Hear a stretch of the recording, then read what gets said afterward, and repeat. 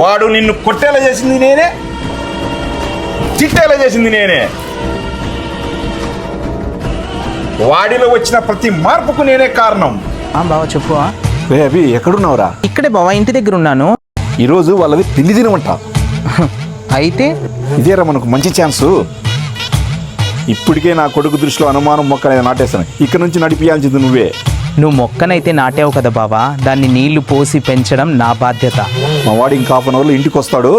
అది కూడా ఇంట్లో ఒకటే ఉంది. ఆ లోపల నువ్వు వచ్చావనుకో. నాకు అర్థమైంది. ఇక నేను వచ్చి కథ నడిపిస్తాగా. అర్థమైంది కదా. ఈ రోజు నా కొడుకు ఎట్టి పరిస్థితుల్లో దాన్ని మెడబట్టి బయటకు నూకల్లా.